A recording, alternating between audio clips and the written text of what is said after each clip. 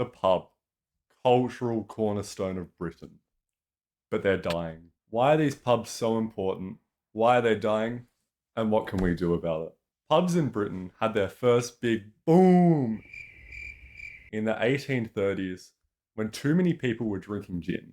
So, in an effort to stop people drinking so much gin, the government reduced beer taxes, allowed for more lenient opening hours, and allowed for the creation of more breweries, leading to a big boom in the number of pubs present. So, if you see a pub named after William IV, it's because he was on the throne at the time, and he led to the creation of so many of these pubs. In 1870, the number of pubs peaked at 115,000.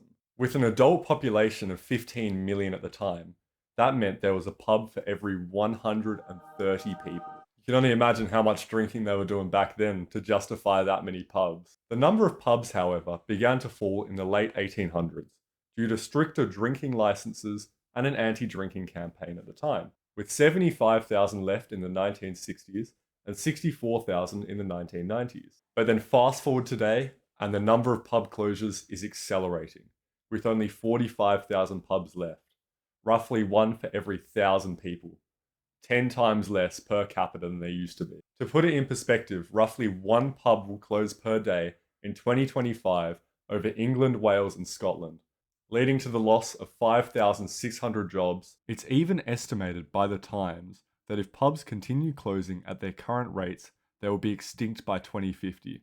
However, their estimates do consider pubs looking for new owners as pubs that have closed down. But why are pubs so important? Pubs are one of the only places where you can enter for free and catch up with all your friends, no matter where you're from or how much you earn. It's a great place to meet new people and connect. Without pubs, where are you going to go? Pubs are also an icon for Britain, being a real cultural key in the area, defining the regions they're in, and bringing in a number of tourists. Pubs are also so important for generating $30 billion of activity in the economy, earning the government $18 billion in taxes a year, and supporting 1 million jobs.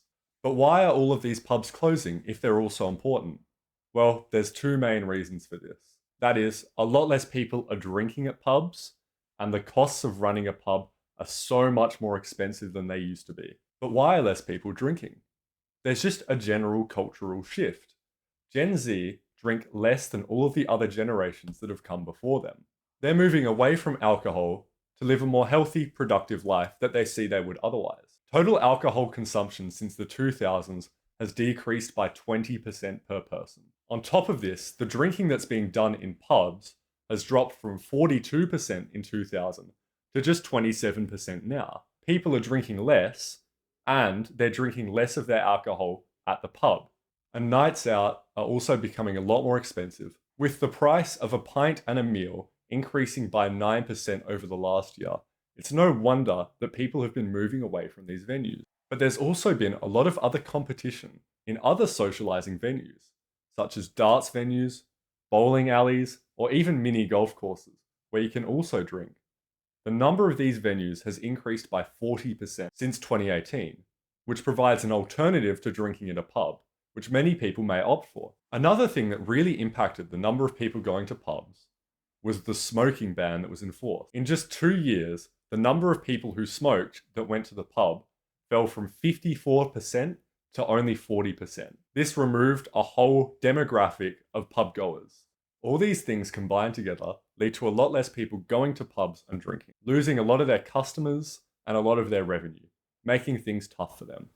And on top of this, we're also going to look at the rising costs that they're facing, making it even harder for them to stay alive. There have been a number of law reforms which have compounded together to make the costs of running a venue so much more expensive.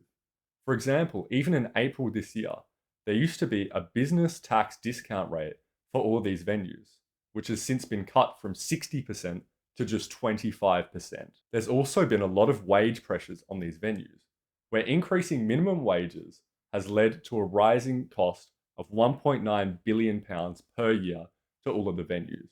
On top of this, when you look at all the smaller venues, they can't really compete with a lot of the bigger venues, such as a Wetherspoons. A Wetherspoons has so many different locations and so much demand for their kegs that they're able to bargain down the prices. while smaller independent pubs don't have this power and are left behind paying the higher prices.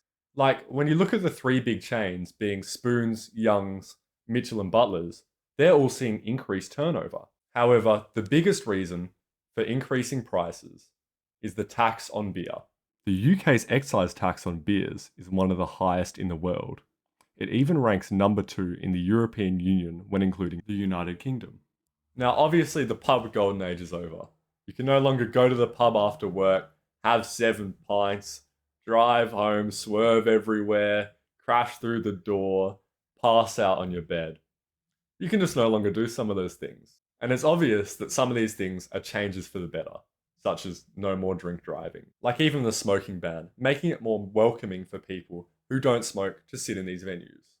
And the rising minimum wage, making sure that the workers can support themselves. But a lot of these other costs and taxes are unjustified and are going to lead to the death of pubs. It's obvious that some pubs need to move on with the times, update their business models, and do something new for their customers. A perfect example of this are desi pubs, a unique and successful phenomenon which have expanded to a new customer base. But with so many other pressures, it's not all their fault.